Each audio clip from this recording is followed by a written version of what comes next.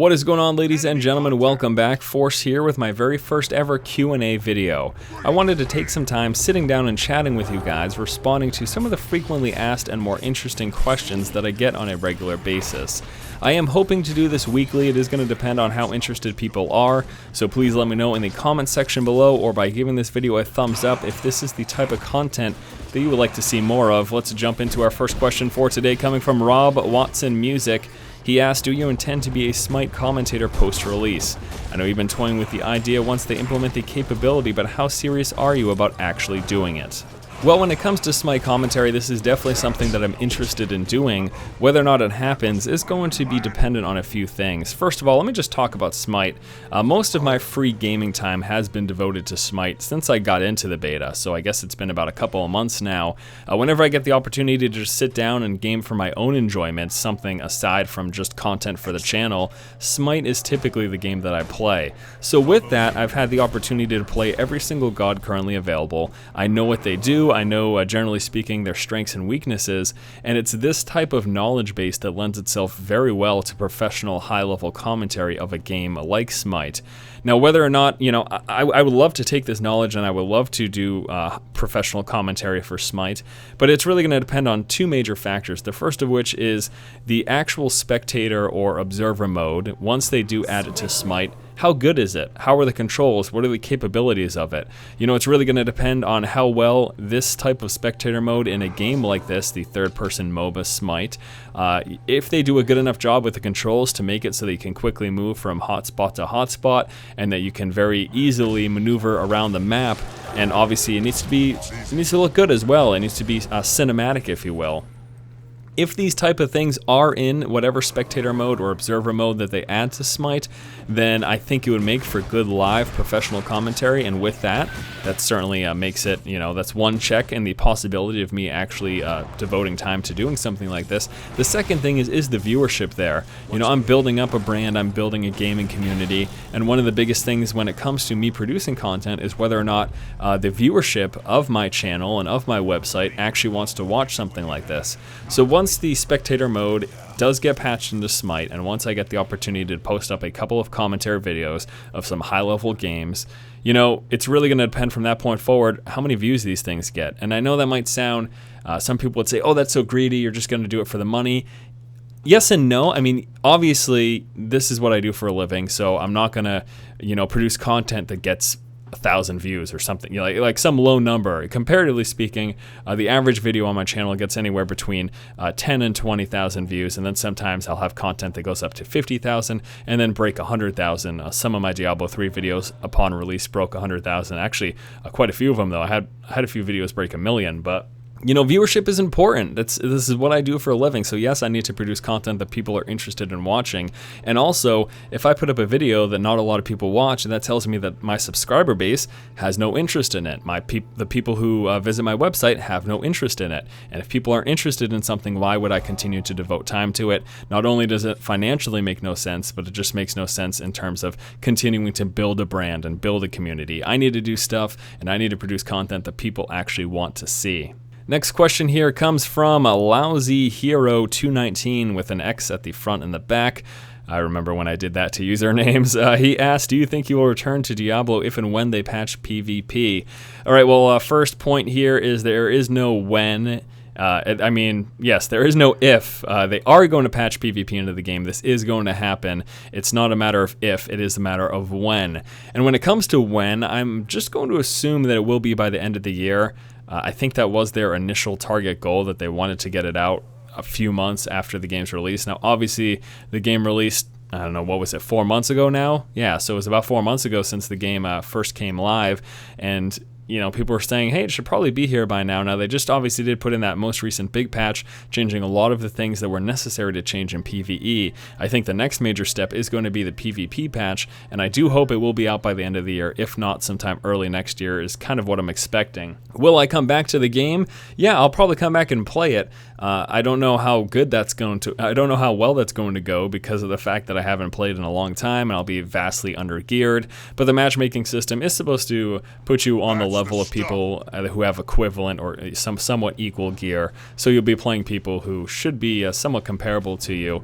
But, you know, I don't know. It'll be interesting to see how it goes. And one thing I do have to say about this is it's really disappointing that Blizzard did not release the game with PvP. Now, we understand the reasons why. Had they waited for the PvP to be available, the game would have been delayed even further than it was. So many people were complaining that Diablo 3 took so long to release, and they said, you know what, the PvP is not where we want it to be, so we can either put the game out earlier, patch the PvP in later, or we can just delay the game even further.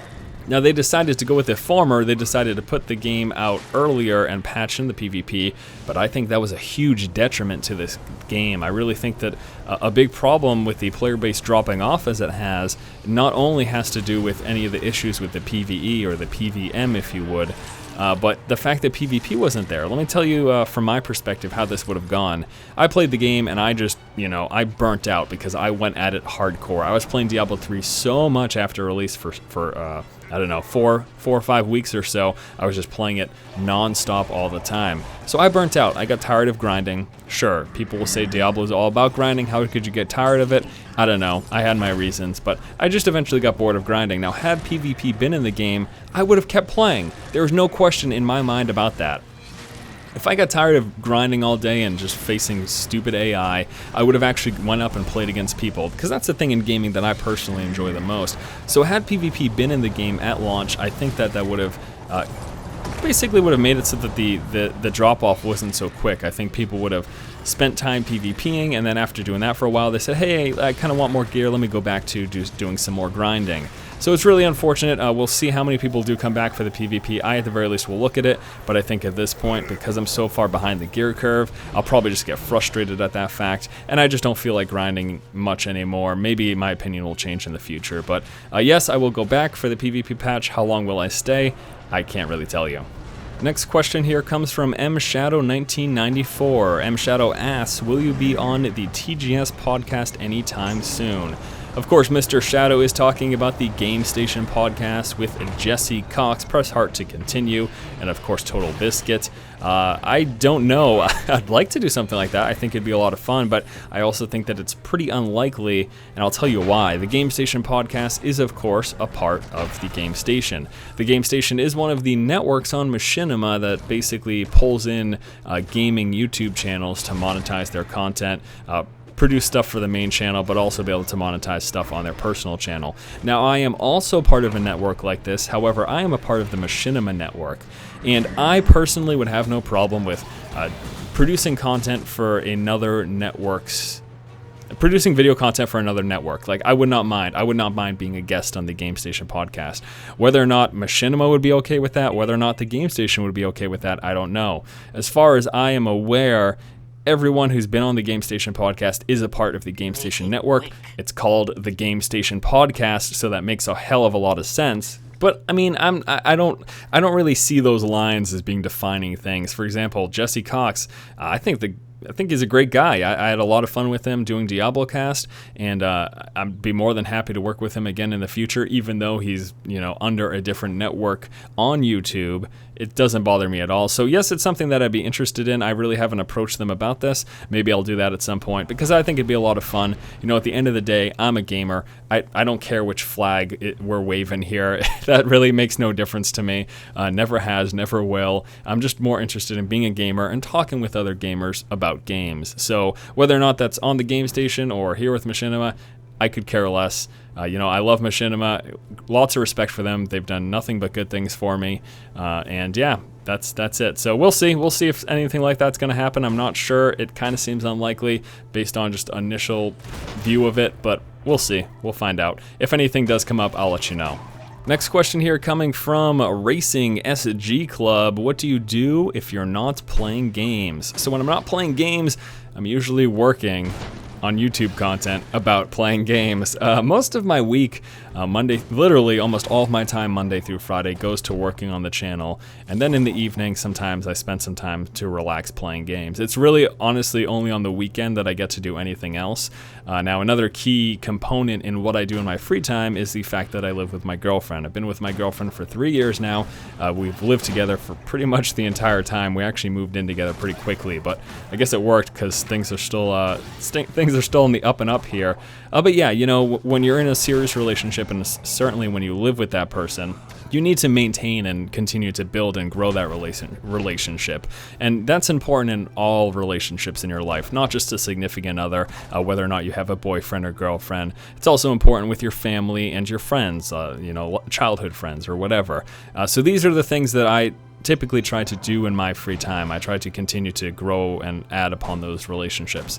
I mean, whether or not it's just bumming around town with my girlfriend, going to see a movie, going to do some window shopping. Yes, that's the kind of thing that happens when you have a serious girlfriend. Whatever it's doing, that's a lot of times what I spend doing. Now, when it comes to my personal enjoyment and what I like doing, I'm a huge fan of the outdoors. I love hiking and biking and canoeing and rafting and all those sort of stuff. I have lots of fun doing it, and that's why I'm so blessed to live in the Northeast. I'm currently residing in Maine. I was raised in New Hampshire. I was born in Germany. Kind of been bouncing all around, and probably going to continue to bounce around in the future. But I'm just a huge fan of the outdoors, so that's the kind of thing I like to do.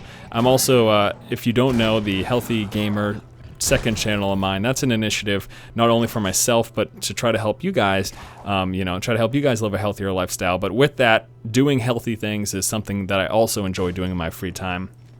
So going to the gym, going for runs and stuff like that, and obviously all of that outdoor stuff attributes to that as well. But when I'm not doing outdoor things or hanging out with my friends or family or girlfriend or doing healthy related things like working out or whatever like that, I just like music. I really enjoy music. I like sitting down and listening to music. I used to play the guitar a ton back in high school in my early days of college. That has sort of dropped off. I guess it's a hobby of mine that I don't know if I've lost interest in, but I've lost touch with at the least.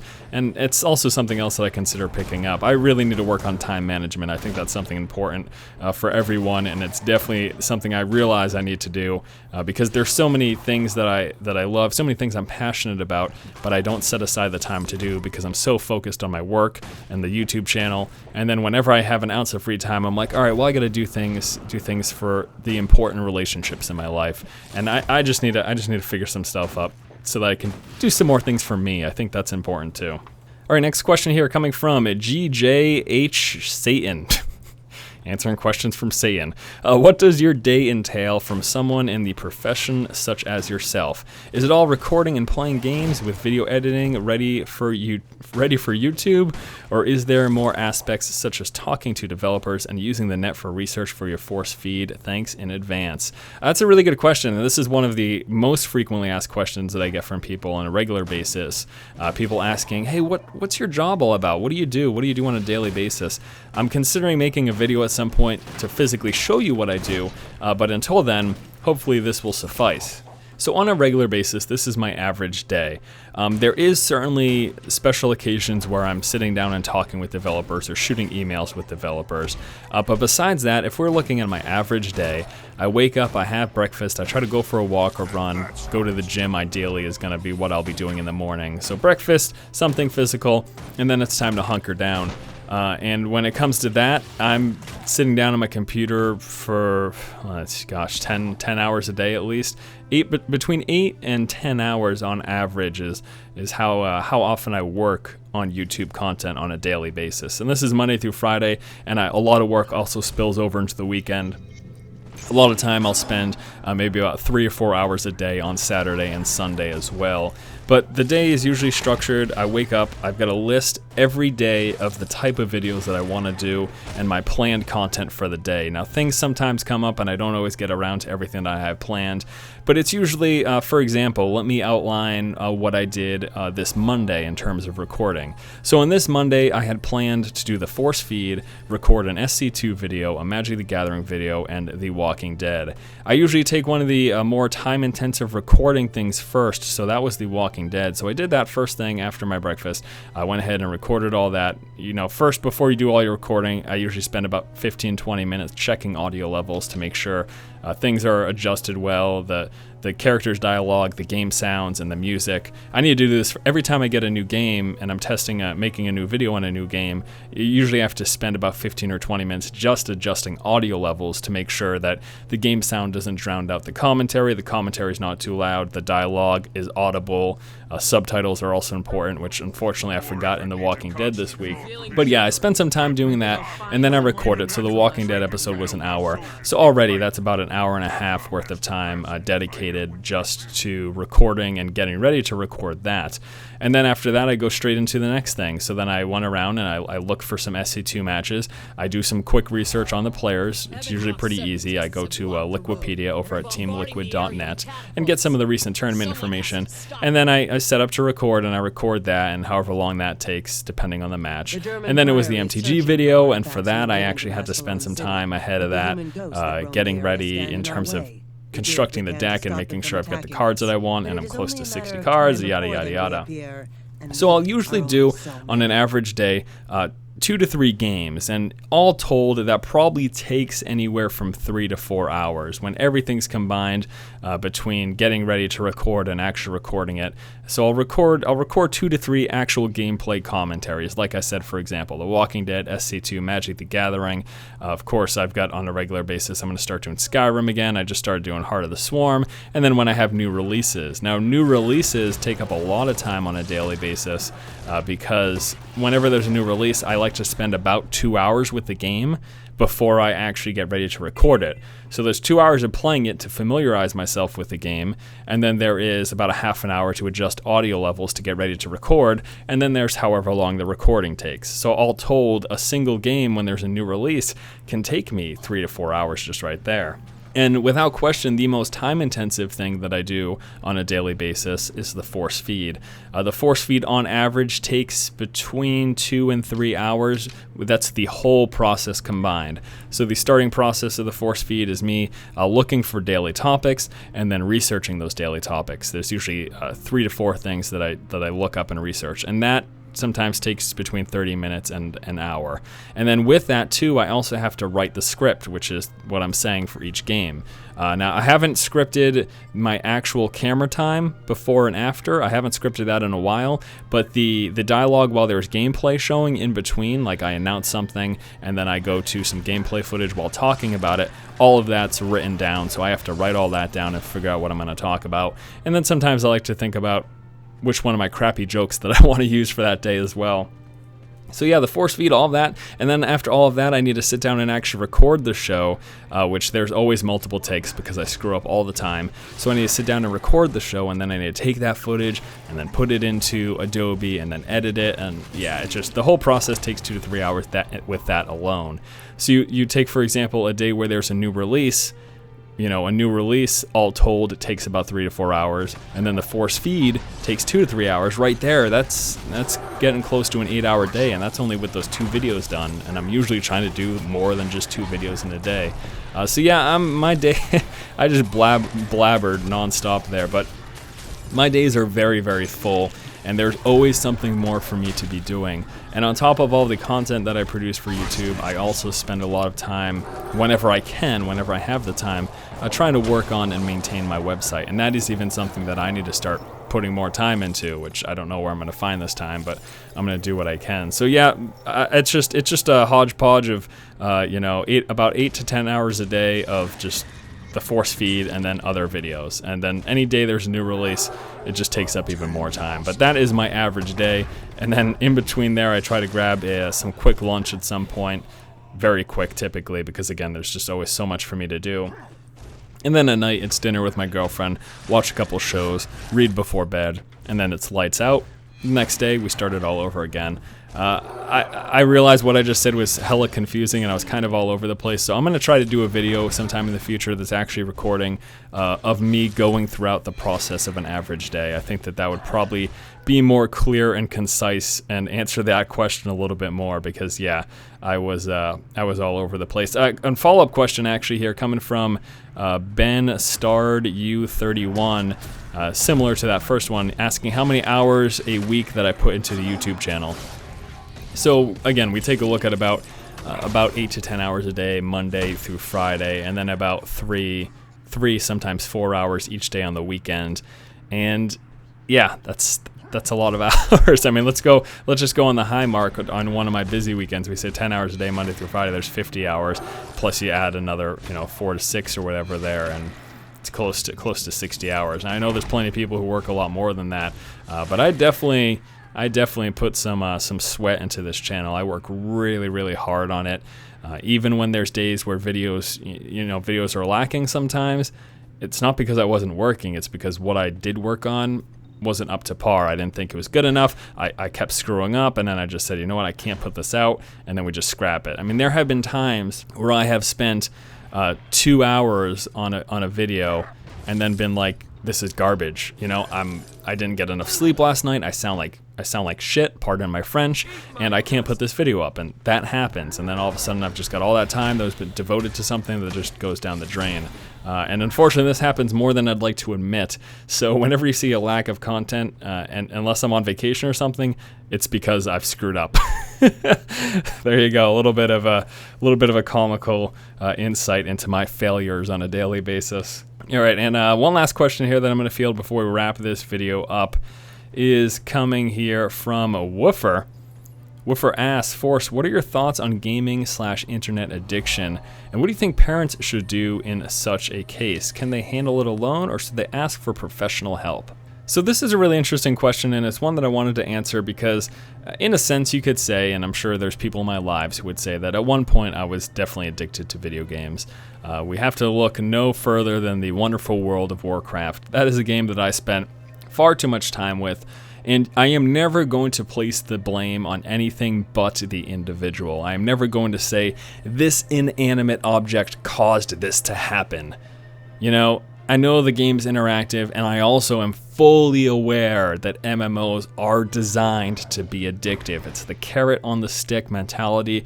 They have you they have you complete a certain task, you get rewarded for it, endorphins flow, and then you do it again and again and again and again and again. And that's how MMOs are designed. They are designed to be a huge time sink. They hire psychologists to design their game to be a huge time sink, so that you want to continue to pay monthly. This is all around the monthly subscription fee MMO, which is going out the window, by the way, and being replaced by one-time buy games like Guild Wars 2 with expansions, or by free-to-play MMOs that have microtransactions. But even with that, I still think that these games like MMOs will continue to be designed this way for a while until someone decides to break the mold there. But gaming addiction, I'm not going to blame a game. I think that's stupid as crap. I think people sometimes refuse to take responsibility for things. I am not going to say that World of Warcraft caused me to become addicted to itself. I'm not going to say that World of Warcraft is an addictive game, and that's the reason that I played too much. No. It's not World of Warcraft's fault, although it's intentionally designed to be addictive. It's my fault. I am the person who sat down and played too much. I am the person who is raiding for 8 to 10 hours a day, 6 days a week, and not doing other important life things like homework and college. Like, these things occurred because of my decisions. And whether or not I was set up to fail in such a system as an MMO that's designed to keep you playing, yeah, I'll give you that. Sure, that's the way it is, but it was still my decision. I still went through and doing it. And I think that it's going to be people who have addictive personalities that are going to run into problems with video game addiction. I think I have an addictive personality. Now, I've never been addicted to alcohol. I've never been addicted to drugs, but I go through phases in my life where I am completely fixated on one thing or another.